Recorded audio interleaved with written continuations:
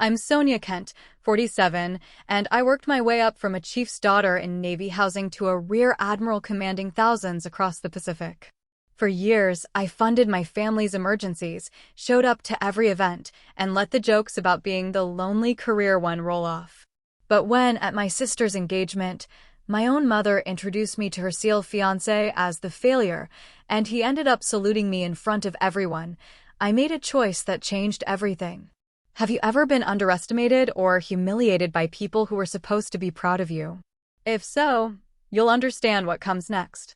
Before I tell you how it all unfolded, let me know where you're tuning in from, and if you've ever had to reclaim your worth after being written off, hit that like button and subscribe. What happened after that salute might surprise you. I'd been stationed overseas when my sister, Claire, announced her engagement. The message came through the official Navy email system first, a formal notification that my leave request had been approved for family event. Then Mom called. Not to ask if I could make it, but to issue instructions. Make sure you dress appropriately, she said, her voice carrying that particular edge I'd learned to recognize over decades. We don't want another uniform scene.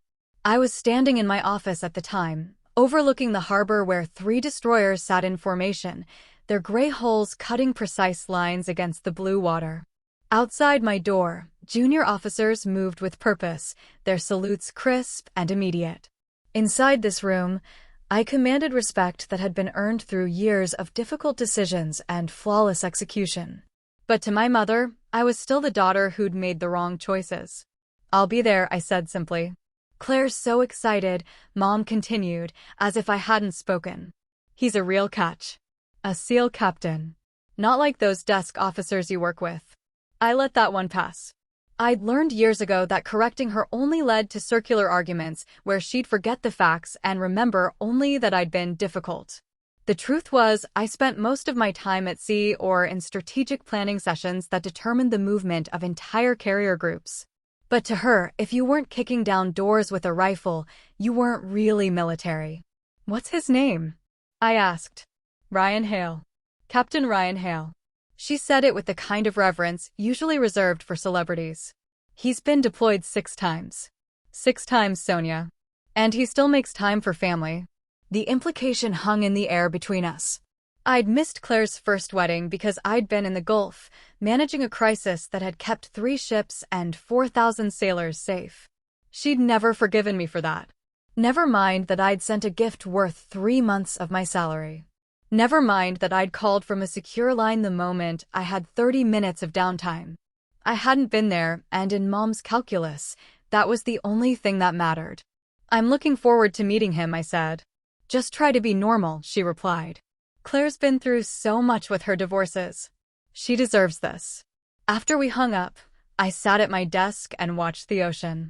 A group text notification lit up my phone, the family thread. I opened it to find 17 messages about engagement party planning, venue selections, and menu choices. I scrolled up. The conversation had started 3 weeks ago. No one had thought to include me until today, and even now it was only because my father had apparently noticed my absence and added me himself. I set the phone down and returned to the report in front of me. Pacific Fleet Readiness Inspection results. 18 ships evaluated, 12 commendations issued, 3 captains who needed additional oversight. Precise, clear, consequential work. The kind of thing that kept sailors alive and missions successful. My phone buzzed again. Claire, in a private message, Mom said you're coming. Please don't make this about you. I read it twice, trying to decode what she meant. Then I understood.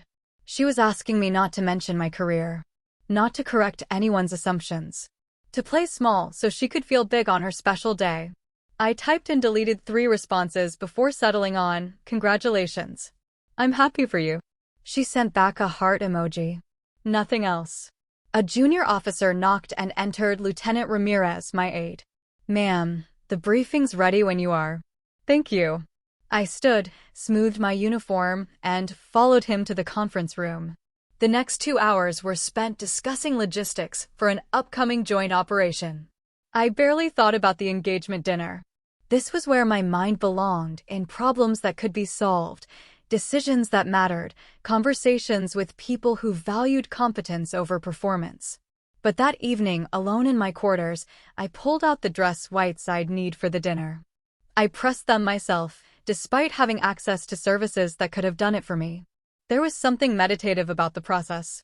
The heat of the iron, the sharp creases forming under pressure, the transformation of rumpled fabric into something crisp and professional. A younger officer had joked earlier that day, after I'd mentioned the family dinner. "Ma'am, that's what reunions are for, to remind them who you really are." I hadn't laughed. I just nodded and changed the subject. Because the truth was, I'd been reminding them for years. Every promotion, every commendation, every article in the Navy Times. And it never seemed to matter. They'd built a story about me, the career spinster who'd chosen ambition over family, and they were committed to it regardless of evidence. The night before I flew out, I had dinner with Commander Jules Tanner, my executive officer. We'd served together for 3 years, and she'd become something close to a friend, as much as the chain of command allowed. "You seem tense," she observed over mediocre Thai food from the only restaurant near base that delivered after 2,200 hours. "Family thing," I said. She nodded. She'd met her share of families who didn't understand what we did. "Want to talk about it?" "My sister's marrying a SEAL captain. My mother thinks he's more military than I am." Jules nearly choked on her pad thai. "You're joking." "I wish I was." "Sonia, you coordinate operations across 7 time zones. You've got 4,000 sailors under your command. You brief senators." She shook her head. "What does she think you do all day?" "Paperwork, apparently." "Are you going to tell them?" I considered it. The idea of walking into that country club and announcing my rank felt both satisfying and exhausting. "I'm going to show up and be respectful. What they do with that is up to them." Jules studied me for a moment. "That's very diplomatic of you." "I'm tired of fighting for space in my own family." "Then why go at all?" It was a fair question. I'd asked it myself a dozen times while packing. But the answer was simple. Even if it didn't make sense, they were still my family. My mother had raised me. My sister had been my best friend once, before diverging paths and different priorities had carved a canyon between us. I kept showing up because some part of me still hoped that one day, they'd see me clearly. "Because I'm not ready to give up yet," I said finally. Jules raised her beer. "To family. May they eventually get a clue." I clinked my glass against hers and smiled. The flight to Florida was smooth. I spent most of it reviewing personnel files and trying not to think about the dinner. When I landed, I rented a car and drove straight to the country club, my dress whites hanging in the back seat. The parking lot was full of expensive cars. I found a spot in the back, away from the entrance, and sat for a moment in silence. Through the windows, I could see people gathering, my sister's friends, my mother's social circle, men in suits and women in cocktail dresses. And somewhere inside, Captain Ryan Hale, who my mother thought represented real military. I checked my ribbons one final time, made sure my cover was positioned correctly, and stepped out into the humid evening air. It was time to remind them who I really was. Whether they were ready to see it or not. The country club smelled like expensive perfume and fresh flowers. I walked through the entrance alone, my heels clicking against marble floors that probably cost more than my annual salary. A hostess with a practiced smile directed me toward the private dining room where my family had gathered. I could hear them before I saw them: laughter, the clink of glasses, my mother's voice rising above the others with that particular theatrical quality she reserved for audiences. When I entered, the conversation didn't stop. No one turned. I stood in the doorway for a moment, taking in the scene. Round tables covered in white linens, centerpieces of roses and hydrangeas, and at the head table, my sister Claire in a pale blue dress that matched her eyes, looking radiant and confident. My mother saw me first. Her smile hardened. "Oh, you actually came," she said, loud enough that several people turned. "Everyone, this is my disappointment of a daughter." The words landed like a slap, but I kept my expression neutral. I'd learned that reaction was what she wanted, some visible wound she could either ignore or apologize for depending on her mood and her audience. Laughter rippled through the room. Not cruel laughter, exactly. More like the nervous sound people make when someone says something uncomfortable and they're not sure how to respond. Claire looked down at her plate. Not embarrassed for me, I realized. Embarrassed of me? Mom continued, emboldened by the response. This is the one who never gave me grandchildren. Too busy playing sailor. More laughter, lighter this time. I walked toward the head table, my stride measured and calm. Sonia. Claire stood, came around the table. Her hug was brief and stiff. I'm so glad you could make it. The words were right, but her tone suggested otherwise. Congratulations, I said. I'm happy for you. This is Captain Ryan Hale, Mom interjected, gesturing to the man beside Claire. Real military, not office military like you. He stood, and I got my first clear look at him. Tall, fit, probably early 40s. The kind of weathered handsomeness that came from years of outdoor operations. His eyes were sharp, assessing. He extended his hand. Ma'am, he said politely, his grip firm but not aggressive. It's nice to meet you. His gaze traveled over my uniform, lingering on my ribbons. I watched his expression, polite disinterest, the kind of look senior officers gave to junior personnel at mandatory social functions. He was being courteous, nothing more. Then his eyes caught on my shoulder boards. The silver star pinned there. I watched the moment of recognition hit him. His eyes widened. The color drained from his face. He released my hand and took a step back, his body responding before his mind had fully processed what he was seeing. His heels came together sharply. His right hand snapped up in a salute so crisp it could have been used in a training video. Admiral Kent, ma'am, he said, his voice carrying across the suddenly silent room. I apologize, ma'am. I didn't recognize you out of context. The laughter died mid-breath. Forks froze halfway to mouths. Someone's wine glass made a small clink as it was set down too hard. I returned the salute slowly, holding eye contact. At ease, Captain. He dropped his hand but didn't relax. His face had gone from confident to mortified in the span of 3 seconds. Behind him, I could see his SEAL teammates, 3 other men in suits, all staring at me with wide eyes. My mother's mouth had fallen open. She looked from me to Ryan and back again, trying to reconcile what she'd just witnessed with the narrative she'd built. She outranks you, someone whispered from a nearby table. Ryan didn't answer. He pulled out the chair beside Claire. Please, ma'am. Sit. Thank you, Captain.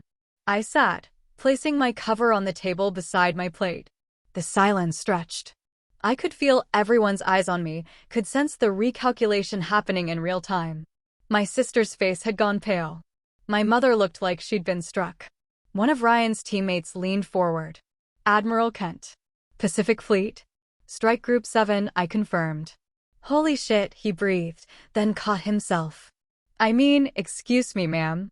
We studied one of your operations at Coronado. The Strait Passage last year. That was a team effort, I said. Good sailors, good planning. That was brilliant, he countered. You got 4 ships through a contested area with 0 incidents. The briefing made it required reading. Ryan had recovered slightly. He sat down beside Claire, who still hadn't said anything. Ma'am, I apologize again. Your mother said. He stopped himself, realizing the trap he was walking into. It's fine, Captain. I unfolded my napkin, placed it in my lap. It happens. But it wasn't fine, and everyone at that table knew it. Mom finally found her voice.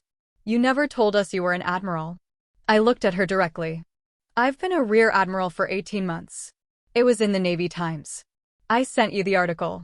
I thought that was a different Sonia Kent, she said weakly. It wasn't. Claire reached for her wine glass, her hand shaking slightly. Ryan put his hand over hers, studying it. He was staring at me with something between awe and horror. How long have you been in? One of the other SEALs asked. 29 years. Academy? Yes. What's your specialty? Surface warfare. Strategic operations. The questions continued, and I answered them simply, without elaboration. But each answer was another nail in the coffin of my mother's narrative. Each response revealed the gap between who she decided I was and who I actually was. Dinner was served, but no one was really eating. The conversation had fractured into small pockets of whispered discussion. I caught fragments. I didn't know, she never said. How did we not know? My mother was silent now, pushing food around her plate. Claire kept looking at me like I was a stranger. Ryan, to his credit, tried to salvage the evening. Ma'am, if you're comfortable discussing it, what's your command like? Busy, I said. We're responsible for a fairly large operational area. Keeps everyone sharp. I bet. He paused.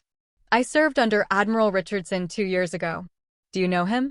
We've worked together. Good officer. He spoke highly of you, actually. I didn't make the connection until now. Another nail. By the time dessert arrived, the atmosphere had shifted completely. People were asking me questions, showing respect, treating me like someone important. My mother sat at the head of the table, diminished, her power in this space suddenly revealed as the shallow thing it had always been. I didn't gloat. I didn't make pointed comments or enjoy her discomfort. I just existed, fully visible for the first time in their presence. When I excused myself to leave early, but not rudely so, Ryan stood immediately. Ma'am, it was an honor. Truly. Congratulations on your engagement, Captain. Take care of my sister. I will, ma'am. I hugged Claire briefly. She whispered, Why didn't you tell us? I tried, I said simply. You didn't listen. I walked out of that country club with my head high and my shoulders straight. The humid air hit me like a wall, but I didn't care. I drove back to base housing, let myself into the small apartment the Navy provided, and sat in the dark for a long time. I didn't feel triumphant. I just felt tired. Tired of being underestimated. Tired of fighting for respect in spaces where it should have been freely given. Tired of being the punchline to my mother's jokes. But also, for the first time in years, I felt something else. Clarity. The mask had fallen away. They'd seen me. Really seen me. And now I had to decide what to do with that. Claire and I grew up in Pensacola, where the Navy was less a career path and more a fact of life. Aircraft noise punctuated every outdoor conversation. Housing units stretched in identical rows, each one occupied by a family that understood deployment cycles and the particular anxiety of waiting for a ship to return. Dad was a Chief Petty Officer, E-7, the backbone of the Navy. He worked on aircraft engines, came home with grease under his fingernails, and spoke about the service with quiet pride. He never pushed us toward military life, but he never discouraged it either. He just showed us what it looked like to serve with dignity. Mom had different aspirations. She wanted daughters who would marry well, have children, host dinner parties. She'd grown up poor, and the Navy had given her stability, but she viewed it as a stepping stone to something better. Something more respectable, in her mind. Something that didn't involve moving every 3 years or saying goodbye at piers. Claire was born beautiful. That's not subjective, it was simply true. Even as a child, people stopped Mom in grocery stores to comment on her features. By high school, she'd learned to weaponize it. She dated the quarterback, got elected homecoming queen, and filled photo albums with images of herself surrounded by friends. I was born curious. I took apart radios to understand how they worked. I read Dad's technical manuals for fun. In middle school, I started attending Navy events with him, change of command ceremonies, retirement parties. I liked the order of it, the way everyone knew their place and their purpose. When I told Mom I wanted to go to the Naval Academy, she laughed. Not cruelly, but dismissively. Honey, you don't have to do that. You're smart. You could marry someone successful. I want my own success, I said. That's not how the world works for women. But I applied anyway. Dad helped me with the physical fitness requirements, running beside me at 500 hours before school. He didn't say much, but his presence was support enough. I got in. Top test scores, strong recommendations, a congressional nomination. When the acceptance letter arrived, Dad put it on the refrigerator. Mom took it down the next day, said it made the kitchen look cluttered. Claire went to cosmetology school. She was good at it, had a talent for making people feel beautiful. She opened her own salon by 22, married a real estate developer at 23. The wedding was enormous, expensive, exactly what Mom had always wanted. I missed it because I was deployed in the Gulf. I tried to explain. The mission was critical. I couldn't get leave. My absence wasn't personal. But to Claire, it was the ultimate betrayal. Her sister hadn't shown up for the most important day of her life. The marriage lasted 3 years. When it ended, I flew home on emergency leave. Claire was devastated, crying in Mom's kitchen about how she'd wasted her youth. I sat with her, brought her tissues, listened to every detail. "At least you were there for this," she said. Of course I was.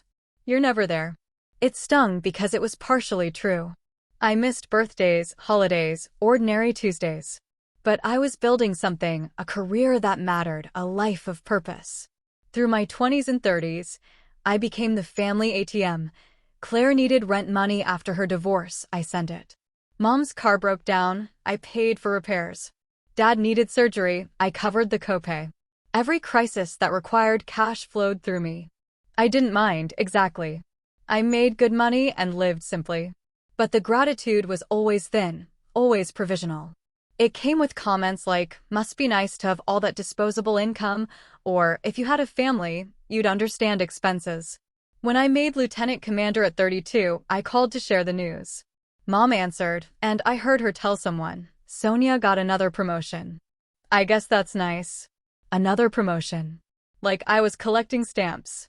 My second deployment was to the South China Sea. I was executive officer on a destroyer, responsible for 1,200 sailors and a weapons system worth billions. We tracked submarines, intercepted drug runners, showed force in contested waters. I slept 4 hours a night and loved every minute of it. Claire got married again while I was gone. This time to a dentist. The wedding was smaller and I wasn't invited. We kept it intimate, she explained when I called. Immediate family only. I was immediate family. But apparently not the right kind. That marriage lasted 5 years. When it ended, Claire moved back in with Mom. I was stationed in Norfolk by then, close enough to visit on weekends. I drove down once a month, helped with yard work, took them to dinner. They complained about me the whole time. How I never visited enough. How I worked too much. How I'd never understand real love because I'd chosen career over family. I stopped correcting them. Let them believe what they needed to believe.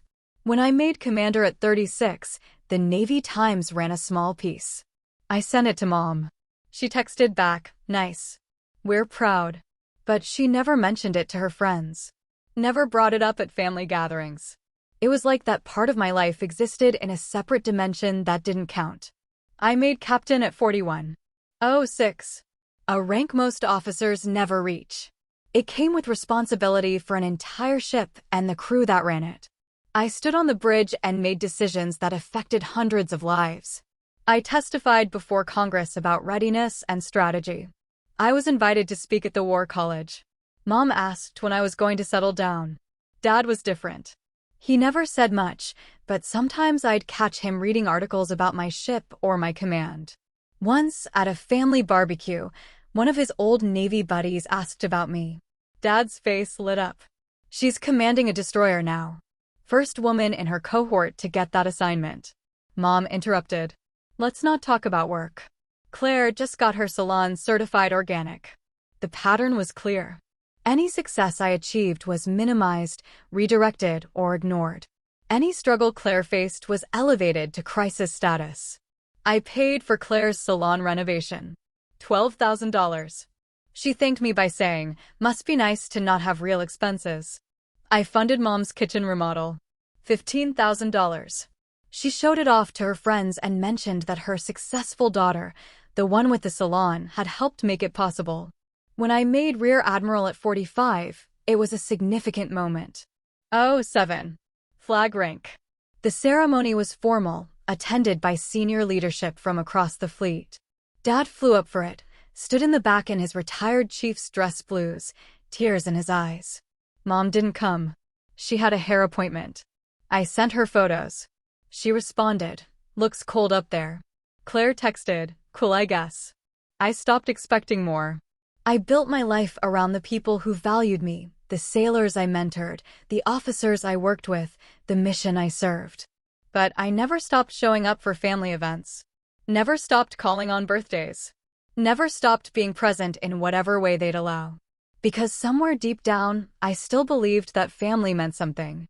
That blood created obligations that transcended fairness or logic. That eventually, they'd see me clearly. The engagement dinner shattered that belief. Not because of the insult, I'd weathered worse, but because of the certainty in my mother's voice when she called me a disappointment.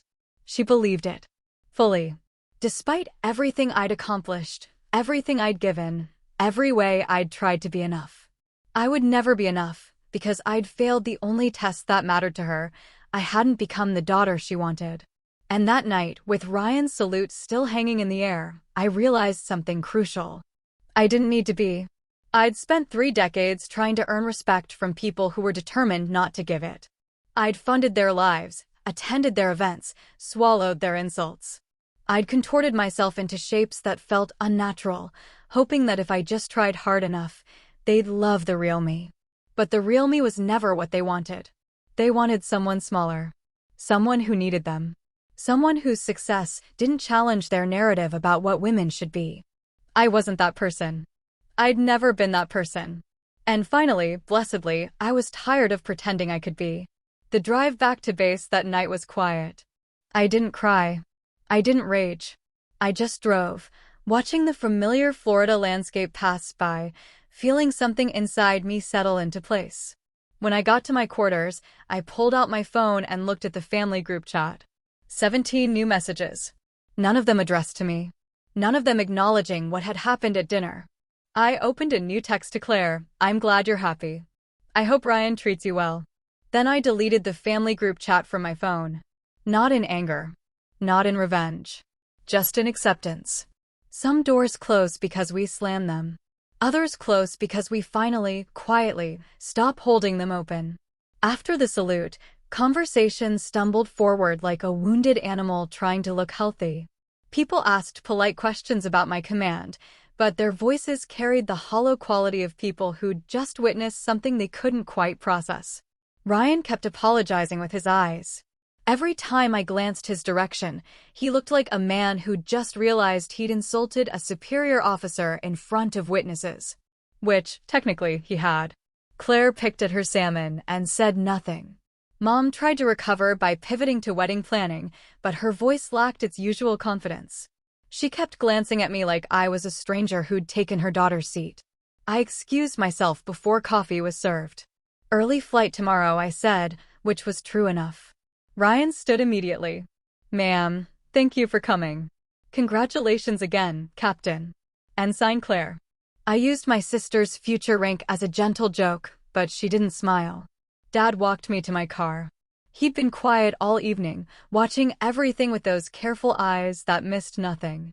You handled that well, he said as we reached my rental. Did I have a choice? You always have a choice. You chose dignity. He paused. I'm proud of you, Sonia. I always have been. I hugged him, and for a moment, I was 8 years old again, standing on his shoulders at an airshow, watching the Blue Angels trace patterns across the sky. Thanks, Dad. Your mother. He started, then stopped. She doesn't know how to be wrong. Never has. I know. Give her time. I nodded, but I wasn't sure time would change anything. Some people revise their opinions when presented with new evidence. Others just dug in deeper, protecting their worldview against reality. The drive back to base housing took 40 minutes. I spent most of it replaying the evening. Not the humiliation that had barely registered, but the moment after. The silence. The recalibration. The sudden awareness that their narrative had been wrong all along. I'd wanted them to see me, and now they had. The question was, what came next? Back in my quarters, I changed out of my dress whites and into civilian clothes, jeans and a navy sweatshirt Dad had given me years ago. I made tea and sat on the small balcony overlooking the base. Below, I could see the night shift changing. Sailors moving between buildings, vehicles passing through security gates.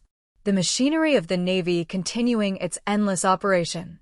This was my world. These were my people. In the quiet, I replayed every year I'd funded their lives, every apology I'd made for being too ambitious, every time I'd minimized my accomplishments to make them comfortable. The word failure echoed differently now. Almost comical. I thought of the women I'd mentored. The young ensigns who'd come to my office confused about their career paths, who'd left with clarity and purpose. The lieutenant who'd been considering leaving the service until we'd talked about what leadership really meant. The commander who'd recently taken her own ship, who'd sent me a message that said simply, "You showed me this was possible." I thought of the operations I'd planned, the decisions that had kept sailors safe, the strategies that had worked, the moments when everything hung in the balance and I'd made the call that needed to be made. My family had never seen any of it because they'd never wanted to.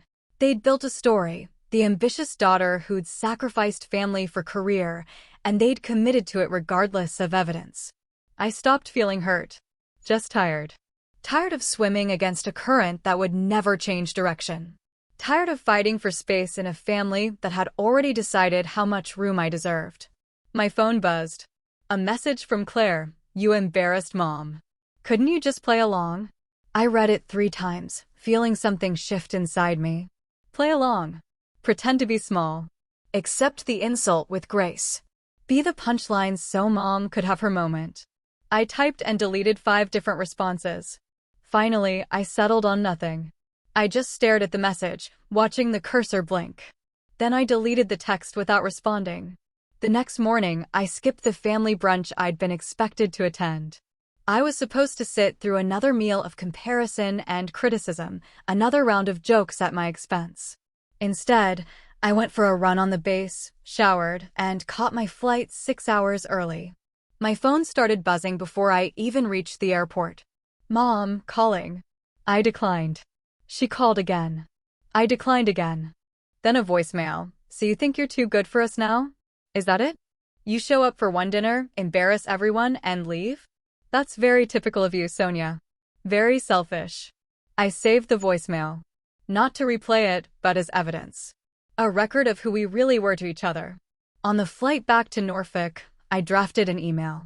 It took me 3 hours and 7 attempts to get the tone right. Not angry. Not wounded. Just clear. "Mom and Claire, I love you both, but I need to step back from family events for a while. The dynamic isn't healthy for me, and I don't think my presence adds anything positive for you. I wish you both well. I'll be focusing on my command responsibilities. Take care, Sonia." I read it 20 times before sending it. Then I hit send and put my phone in airplane mode. When I landed, I had 37 messages. I deleted them all unread and blocked the family group chat. Not in anger. In self-preservation. The next few weeks passed in a blur of work. Fleet exercises, readiness evaluations, strategic planning sessions. I fell into the rhythm of command, finding comfort in problems that had solutions and people who valued competence.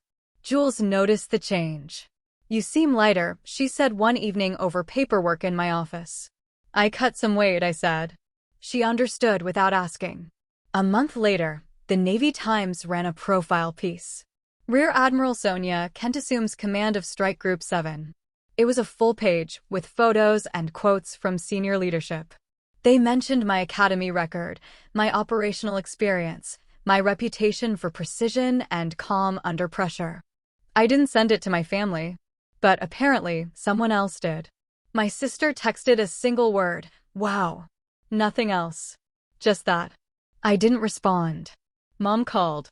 I didn't answer. She left a voicemail. I saw the article. "It's very impressive. I didn't realize you'd done so well." I deleted it. Dad called. I answered that one. "Congratulations, kiddo," he said. "Strike Group 7. That's a big deal." "Thanks, Dad. Your mother's been talking about the article to everyone." "Good for her. She wants to apologize, I think. She just doesn't know how." "She knows how, Dad. She just doesn't want to enough." He sighed. "That's probably true." "I love you," I said. "But I can't keep doing this. The dynamic doesn't work anymore." "I understand." He paused. "For what it's worth, I always knew who you were. That means everything." After we hung up, I sat at my desk and stared at the photo on the wall, my change of command ceremony. Hundreds of sailors in formation, flags snapping in the wind, the weight of responsibility settling onto my shoulders like a familiar coat. I hadn't sought revenge. Just distance. But distance was enough to make the truth obvious. I was not a failure. I was not a disappointment. I was a flag officer in the United States Navy, and I'd earned every single star on my collar. My family's inability to see that was their limitation, not mine. And finally, mercifully, I was ready to stop making their problem my burden. Command life consumed me in the way only those who've lived it can understand. 0500 briefs became my morning coffee. Flight deck inspections my meditation. The endless rhythm of operational tempo, planning cycles, maintenance schedules, training evolutions created a framework that felt cleaner than anything in my personal life. No backhanded compliments here. No subtle diminishment. Just clear hierarchies, defined responsibilities, and the kind of respect that came from proven competence. Strike Group 7 was mine now. For ships, 23 aircraft, for thousands sailors. We operated across a theater that stretched from Hawaii to the Philippine Sea, maintaining readiness for any contingency the Pacific might throw at us. The weight of it should have been crushing. Instead, it felt like relief. My days started in darkness and ended the same way. Briefs at 0500, operations meetings at 0700, ship visits throughout the morning, tactical planning in the afternoon. By the time I made it back to my quarters, I barely had energy to shower before sleeping. Jules worried about me. "Ma'am, you're running yourself into the ground." "I'm fine. You're working 16-hour days. So are you. I'm not the one whose family just imploded." I looked up from the readiness report I'd been reviewing. My family didn't implode. It just finally showed its real structure. She sat down across from my desk. "Have you talked to them at all?" "My father. Once. And? He understands. The others?" I shrugged. They're adjusting to a new reality. What I didn't tell her was that the silence from my mother and sister felt less like punishment and more like freedom. Every day that passed without a guilt-laden phone call or a request for money was a day I could breathe easier. 6 weeks after the engagement dinner, Claire called. I stared at her name on my screen for 3 rings before answering. "Sonia?" Her voice was small, uncertain. "Claire. Can we talk?" "We're talking now. I mean really talk. Not. I don't know. Not like this."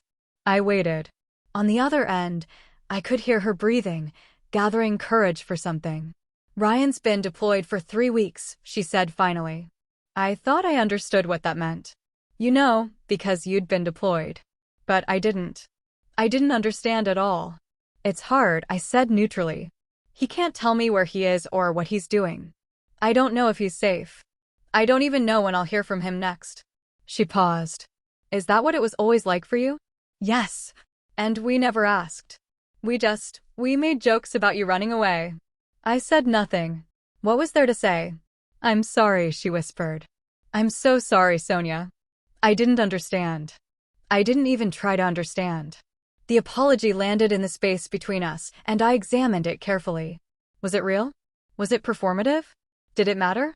"I appreciate you saying that," I said finally. "Mom's been..." She trailed off. "She's been different. Since the dinner. Since the article." "Different how?"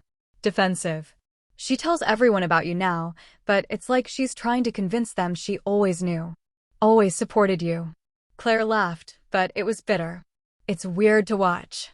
People rewrite their own histories," I said. "It's easier than admitting they were wrong. Were we really that bad?" The question hung in the air.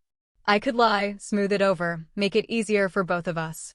But I was done with that version of kindness. "Yes," I said simply. "You were." She was quiet for a long moment. "I don't know how to fix it." "I'm not sure it can be fixed, Claire. Not quickly. Maybe not at all. But we're sisters. That's biology, not relationship. Those are different things." I heard her breath catch, like she might cry. Part of me wanted to comfort her, to fall back into old patterns. But a larger part, the part that had been built over 3 decades of service, stayed firm. "I have to go," I said. "I have a brief in 10 minutes. "Okay." She sounded defeated. "Sonia?" "Yeah. For what it's worth, I'm really proud of you. I should have said that years ago." "Thank you." After we hung up, I sat in my office and stared at the harbor. A destroyer was pulling out, its wake cutting white lines through the blue water. Sailors lined the rails in formation, the ship's bell ringing out departure notes that carried across the water. I'd been that sailor once. Young, eager, standing at attention while the world expanded beyond the horizon. Now I sent those sailors out. Now I made the decisions that determined where they went and what they did. The responsibility was immense, but so was the trust. These people, 4,000 sailors across my strike group, they counted on me to make good calls. To be clear-headed and decisive. To put mission and safety above ego or emotion. I couldn't do that if I was constantly fighting for validation from people who'd proven they wouldn't give it. So I'd stopped fighting. And in the space that created, I'd found something unexpected: peace. That evening, I had dinner with Ensign Maya Rios, one of the junior officers in my mentorship program. She was 24, Filipino-American, brilliant with logistics and terrified she wasn't good enough. "I don't know if I belong here," she said over mediocre pad thai from the restaurant near base. "Everyone else seems so confident." "They're not," I said. "They're just better at faking it. You always seem confident. That's practice. And rank. The higher you go, the less you can show doubt, even when you feel it." She picked at her food. "My family doesn't understand why I joined. They wanted me to be a doctor or a lawyer. Something respectable." I smiled. "Let me guess. They think military service is for people who couldn't do anything else." "Exactly." Her eyes widened. "How did you know?" "Because some families can't imagine that someone would choose this. That we'd see serving as an honor, not a fallback." "Do they ever come around?" I considered the question carefully. "Sometimes. Sometimes not. Either way, you can't make your career choices based on their approval." "That's easier said than done." "It is. But here's what I learned. The people who can't see your value aren't qualified to assess it." I leaned forward. "You graduated top 10% of your class. You've gotten excellent evaluations. Your division officer says you're the best ensign she's worked with. Those are facts. Your family's disappointment is opinion. Don't confuse the two." Maya's eyes filled with tears. "Thank you, ma'am. You're going to be fine, ensign. Better than fine." Watching her leave, I thought about all the young women I'd mentored over the years. The ones who'd doubted themselves because someone had planted that doubt. The ones who'd needed permission to be excellent. I couldn't fix my own family, but I could help build a different kind of family here. One based on mutual respect and shared purpose. One where excellence was recognized, not resented. That night, alone in my quarters, I pulled out a notebook and wrote down everything I was grateful for. It wasn't a long list, but every item was real. Dad's pride. Jules's friendship. Maya's potential. The destroyer cutting through blue water. The mission that gave my life meaning. And at the bottom, my own strength. Hard won and real. My phone buzzed. A message from Claire. "Ryan says you're a legend in SEAL community. They teach your operations at Coronado." I stared at the text for a long moment. Then I typed back, "Tell him thank you. And good luck with his deployment." She sent back a heart emoji. It wasn't reconciliation, but it was something. A small step toward honesty. I'd take it, but I wouldn't chase it. Wouldn't build my sense of self around whether that step led to more steps or stopped completely. Because I'd finally learned what I should have known all along: my worth wasn't up for debate. It was established fact. And anyone who couldn't see it simply wasn't paying attention. The wedding invitation arrived 3 months later, forwarded through official channels because Claire didn't have my current address. Cream cardstock, elegant script, my name spelled correctly for once, Rear Admiral Kent. I held it for a long time, feeling its weight. Jules found me in my office, staring at it. "You going?" "I don't know." "What's holding you back?" "I don't want to be a statement. I don't want to be the Admiral's sister who shows up and makes it about her rank." "So don't make it about your rank. Just be her sister." "I'm not sure I know how to do that anymore." Jules sat down. "Ma'am, Sonia, you've spent your whole life trying to be enough for them. Maybe it's time to just be yourself and let them deal with it." She was right, but the thought of walking back into that world made my chest tight. Not from fear. From exhaustion at the prospect of performing again. I set the invitation on my desk. "I'll think about it." But thinking turned into weeks of avoidance. We deployed for exercises in the South China Sea. I spent 18-hour days coordinating movements across 4 ships, managing aircraft operations, running readiness drills that pushed every sailor to their limits. It was easier to focus on the mission than on the decision. 2 weeks before the wedding, my father called. "You coming?" I sent flowers. "That's not what I asked." I sighed. "Dad, I don't know if I can sit through that. The questions, the attention, the explanations. No one's asking you to explain anything. Mom will want me to. Your mother's learning to be quiet." His voice carried an edge I rarely heard. We had a conversation after the engagement dinner. A real one. What kind of conversation? The kind where I reminded her that she's got 2 daughters, and she's about to lose one of them permanently if she doesn't wake up. I closed my eyes. "You didn't have to do that." "Yes, I did. Should have done it years ago." He paused. "Come to the wedding, kiddo. Not for them. For yourself. Show up on your terms, leave when you want, but don't miss it because you're tired of fighting. You already won. This is just the victory lap." After we hung up, I sat in my stateroom and stared at the ocean through the porthole. The water was gray today, choppy with weather moving in from the west. I'd spent 3 decades proving myself. To the academy, to my commanders, to the sailors under my command. I'd earned every promotion, every responsibility, every star on my collar. Why did I still feel like I had something to prove to my family? The answer came quietly: I didn't. Not anymore. If I went to the wedding, it would be because I chose to. Because Claire was still my sister, despite everything. Because some part of me, small but stubborn, still believed in the possibility of family. But I'd go as myself. Completely. Without apology. I sent a message to Claire: "I'll be there. Congratulations." She responded immediately: "Really? Thank you. It means everything." I didn't tell her I'd be in dress whites. Didn't ask if that was appropriate. Just decided that if I was going to show up, I'd show up honestly. The Navy had taught me many things, but one lesson had proven most valuable: you can't control how people see you. You can only control who you choose to be. I chose to be exactly who I'd become. The week before the wedding, I got a message through official channels.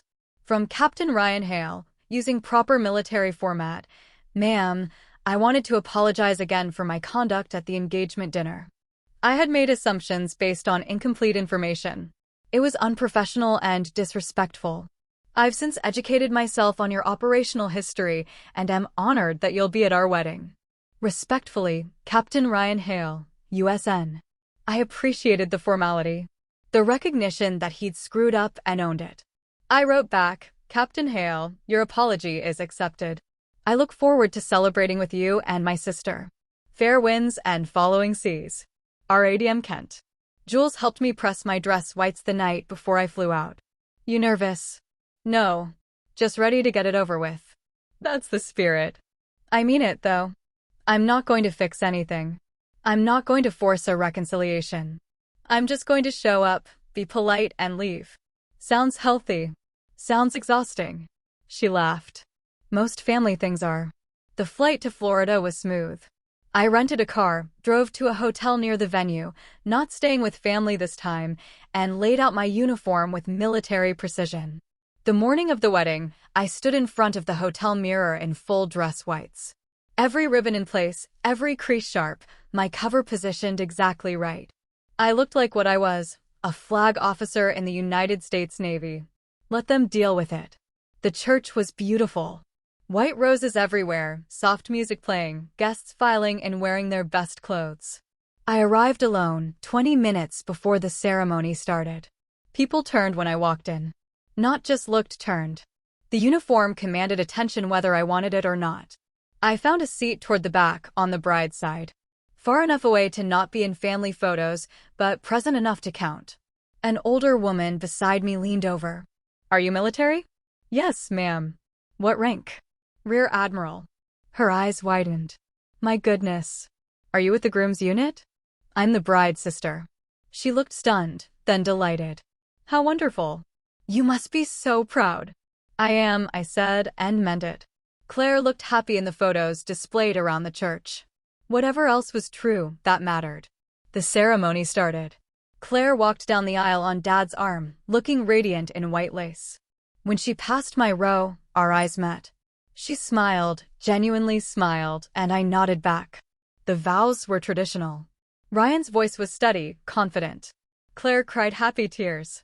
Dad stood in the front row in his retired chief's dress blues, and I saw him wipe his eyes during the kiss.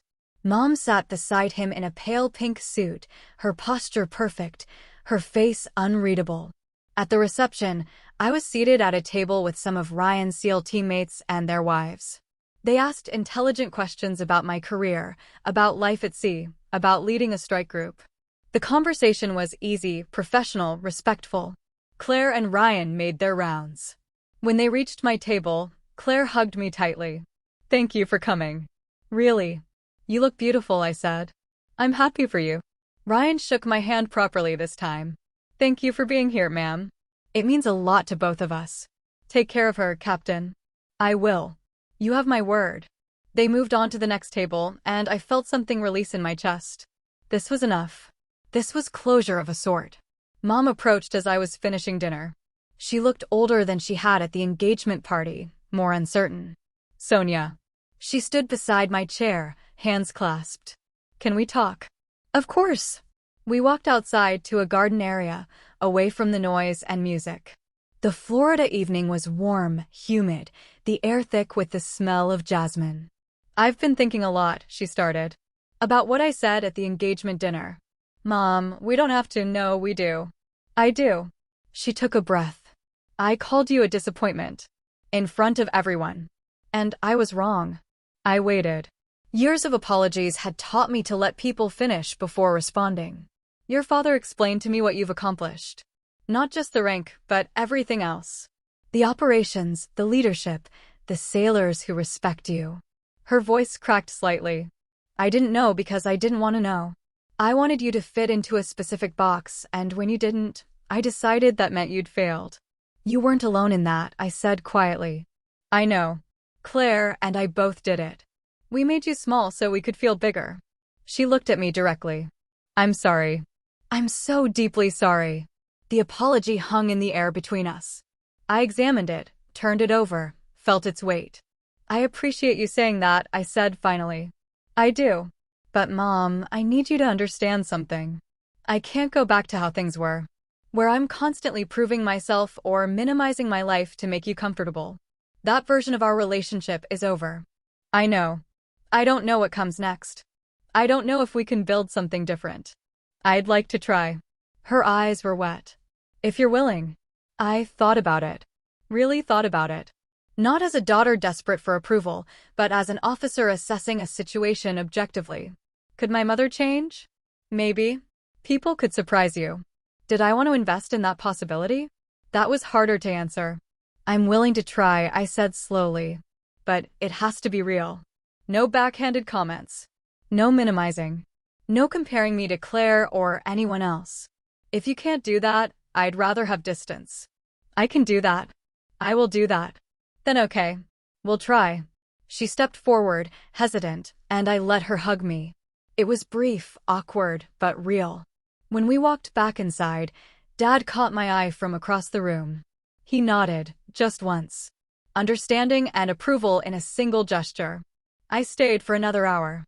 Watched Claire dance with Ryan, talked with several guests, posed for a few photos. When I left, the party was still going strong, but I'd done what I came to do. On the drive back to the hotel, I felt lighter. Not fixed. Not healed. Just lighter. My phone buzzed. A text from Claire. "Thank you for coming. Thank you for everything. I love you." I pulled over, wrote back, "Love you too. Be happy." It was a start. Maybe just a start. Maybe nothing more. But it was something. The next morning, I flew back to Norfolk. By the time I landed, the wedding felt like something that had happened to someone else. Not in a bad way, just distant, separate from my real life. My real life was waiting on base. A stack of operational plans that needed review. A personnel issue that required my attention. 3 meetings scheduled for Monday morning. I unpacked my dress whites, sent them to be cleaned, and changed into my working uniform. The transformation was physical and mental, admiral to officer to person, all the same but different depending on the context. Jules stopped by my quarters that evening. How was it? Better than expected. Did your mom apologize? She did. And mend it, I think. Think you'll rebuild? I considered the question. Maybe. On different terms. We'll see. That's progress. It's something. I paused. You know what the strangest part was? The whole time I was there, I kept thinking about getting back here. Not because I was miserable, but because this is home now. This is where I belong. Jules smiled. Took you long enough to figure that out. Better late than never. Over the following weeks, my relationship with my family shifted into something new. Not warm, exactly, but honest. Mom called occasionally with actual questions about my work. Claire sent updates about married life without complaints about my absence. Dad and I talked every Sunday the way we always had. It wasn't perfect. Old patterns occasionally surfaced, a comment that felt pointed, a comparison that stung slightly.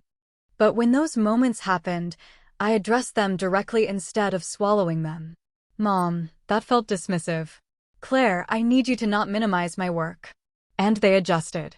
Slowly, imperfectly, but genuinely. Meanwhile, my command responsibilities intensified. We conducted a major exercise in the Philippines, 4 nations, 12 ships, 3 weeks of coordinated operations that tested every system and every sailor. I stood on the bridge of my flagship at 0300 one morning, watching destroyers maneuver in formation under starlight. Commander Tanner stood beside me, reviewing communications traffic. "Ma'am, you ever miss the simple days?" she asked. "When you just had to worry about your own watch station?" "Sometimes. But this is better." "How so?" "Bigger impact. More meaning." I gestured at the formation. 4,000 people executing a complex operation flawlessly. That doesn't happen by accident. It happens because everyone from the most junior seaman to the senior officers knows their job and does it excellently. You make it look easy. It's not. But it's worth it. A message came through. One of our aircraft had a maintenance issue and needed to divert to an alternate landing site. Jules and I worked through the problem, coordinated the response, ensured the pilots landed safely. Just another night at sea. Just another problem solved. By the time the sun rose, we'd executed 17 separate evolutions without incident. The kind of success that never made headlines because it was simply expected. That was the nature of command. You are remembered for your failures, not your 1,000 quiet successes. But I knew. And my sailors knew. And that was enough. 3 months after the wedding, the Navy Times ran another profile. This one was longer, deeper, an interview about leadership philosophy, career choices, the challenge of being a woman in a male-dominated field. They asked about work-life balance. I gave them an honest answer. I don't believe in balance. I believe in integration. My work isn't separate from my life, it is my life. And I'm proud of that. The article was well received. I got messages from officers across the fleet, from men I'd worked with years ago, from women at the academy who were just starting their careers. One message stood out. From Ensign Rios, "Ma'am, I showed my family the article. My mom finally understands why I joined. Thank you for being visible." That night, I read the article again, paying attention to the photo they'd chosen. Me on the bridge of my flagship, binoculars in hand, scanning the horizon. The image of someone who knew exactly who she was and what she was doing. I sent the article to my family. Not to prove anything. Just to share. Mom responded, "I'm so proud of you. I hope you know that now. Claire, my badass sister. Dad always knew you were special, kiddo." I saved those messages. Not because I needed the validation anymore, but because they represented something important, the truth, finally acknowledged. The title I'd earned, Rear Admiral, had become armor. Not vanity, but protection against revisionist memory. No one could rewrite my story now. It was documented, published, real. For the first time in my life, I felt complete peace in the silence. Not the silence of being ignored, but the silence of being secure. Of knowing who I was regardless of who was watching. 6 months after the wedding, I received orders that I'd been expecting, but hadn't quite believed would come. Promotion to Vice Admiral and assignment as Deputy Commander of Pacific Fleet. Oh, 9. 3 stars. Jules found me staring at the official notification. Ma'am? You okay? I made Vice Admiral. She grabbed the paper from my hands, read it, and let out a whoop that was decidedly unmilitary. Holy shit. Ma'am, congratulations. Thank you. You don't seem excited. I'm processing. The truth was more complicated. I was excited, honored, proud. But I was also thinking about all the people who hadn't believed I'd get here. All the times I'd been underestimated, overlooked, or dismissed. And now I was one of the highest-ranking women in the United States Navy. The promotion ceremony was scheduled for 3 months out. Large, formal, attended by senior leadership from across the service. I could invite guests, family, friends, colleagues. I thought about who I wanted there. Dad, obviously. Jules. Several men who'd become friends. The officers who'd served under my command and taught me as much as I'd taught them. And my mother and sister. Because despite everything, they were family. And this moment was big enough to be shared. I called Dad first. I'm getting promoted to Vice Admiral. Silence on the other end. Then, Sonia. 3 stars. 3 stars. I heard him take a shaky breath. Your mother needs to hear this. Hold on. Dad, I can call her, but he was already calling for her. I heard their muffled conversation, then Mom's voice, Sonia. Hi, Mom. Your father says you're getting promoted? Vice Admiral. In 3 months. Another silence. Then, quietly, I don't even know what to say. You don't have to say anything. I just wanted you to know. Can we come? To the ceremony? I'd like that. After we hung up, I sat in my office and let myself feel it. Really feel it. Not the accomplishment, that was professional satisfaction. But the personal victory. I'd done it. Not for them, but despite them. And now they were finally here to witness it. The next 3 months were a blur of transition planning, briefings, and preparation. I was moving from operational command to strategic leadership. Different responsibilities, broader scope, higher stakes. Ensign Rios, now Lieutenant Rios after her promotion, stopped by my office a week before the ceremony. Ma'am, I wanted to thank you before you moved to your new assignment. For what? For showing me this was possible. When I was struggling at the academy, I looked at the senior women officers and tried to imagine myself in their place. You were the one who made it seem real. You did the work, Lieutenant. I just didn't get in your way. You did more than that. You gave me permission to be ambitious. She paused. My family came to my commissioning. My mom cried. She told me she was proud. That must have felt good. It did. But you know what felt better? Realizing I didn't need it anymore. That I was proud of myself regardless. I smiled. That's the real accomplishment. After she left, I thought about all the women I'd mentored over the years. The ones who'd stayed in, the ones who'd gotten out, the ones who'd found their own paths. Each one had taught me something about leadership, about resilience, about the cost and reward of choosing this life. The ceremony took place on a Friday morning in October. Clear skies, warm sun, a light breeze carrying the smell of salt water. The venue was a hangar on Naval Base San Diego, transformed with flags and formal seating. 400 people attended. Officers from across the fleet, civilian leadership, my entire chain of command. And in the third row, my family. Dad in his retired chief's dress blues, Mom in a navy dress, Claire with Ryan beside her. The ceremony followed traditional protocol. Opening remarks, citation reading, the formal pinning of my 3rd star. The admiral conducting the promotion said words I barely heard, something about exemplary service and distinguished leadership. What I noticed was the weight of the 3rd star as it was pinned to my collar. The physical manifestation of responsibility. Dad came up for the pinning. His hands shook slightly as he attached the star, but his face was steady. Proud. When he stepped back and saluted, I returned it crisply. Then, because protocol allowed it, I hugged him. Proud of you, kiddo, he whispered. Always have been.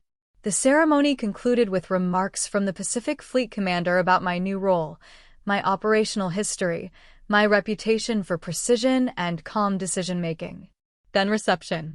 Handshakes, congratulations, photos with everyone who'd helped me get here. Mom approached carefully. Sonia. This is extraordinary. Thank you. I mean it. I had no idea. No concept of what this meant. Most people don't. That's okay. It's not okay. I should have known. Should have asked. She paused. But I'm here now. Learning. That's all I can ask. Claire hugged me tightly. My sister, the Vice Admiral. Wait until I tell everyone at the salon.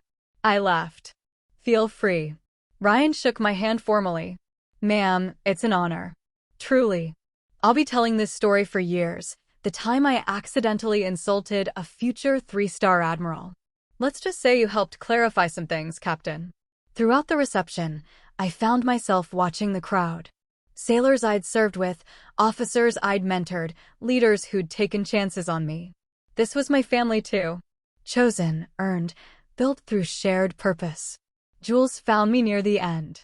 How does it feel? Surreal. Real. Both. You've earned this 20 times over. We've earned it. None of this happens without good people around you. Spoken like a true flag officer. She grinned. So what now? You save the world. Something like that. Probably just a lot of meetings. Boring meetings that determine the future of naval operations across the Pacific. Exactly. Boring. We laughed, and in that moment, I felt the fullness of it. Not just the promotion, but everything it represented. The journey from Academy midshipman to Vice Admiral. The sacrifices, the victories, the slow building of a life that mattered. That evening, after everyone had left, I stood alone on the pier and watched the sun set over the Pacific.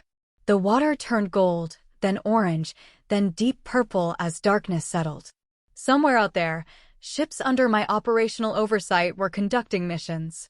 Sailors were standing watch, executing orders, keeping the sea lanes safe. I was responsible for them now. Not just their operations, but their well-being, their training, their futures. The weight of it was immense. But so was the honor. I thought about the young woman I'd been at the academy. Ambitious, driven, desperate to prove herself. What would she think if she could see me now? She'd probably be relieved. Proud. Maybe a little surprised. I pulled out my phone and sent a message to the family group chat, the one I deleted years ago, but had cautiously rejoined months earlier. Thank you for being there today. It meant everything. Love you all. Responses came quickly. Dad, love you, kiddo. Mom, we're so proud. So incredibly proud. Claire, best sister ever. No contest. I smiled and pocketed the phone.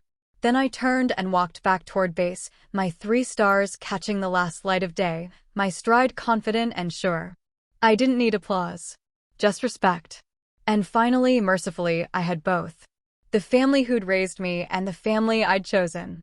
The life I'd built and the purpose I served. All of it together complete. Not perfect, but real. And that was enough. Here's where I'll leave it. I drew a line, kept my dignity, and kept moving. If this hit home, drop your story below, share this with someone who needs a backbone today, and subscribe for more clear-eyed boundary wins. Questions for you. When family minimizes you, what boundary actually worked? Would you have stayed for the dinner or left earlier? What, if anything, would you have said to my mother in that moment? If you're military or support someone who is, how do you balance duty with family pressure? What does respect look like to you, words, actions, or distance? Like, comment, and turn on notifications if you want more grounded, first-person stories about reclaiming your worth.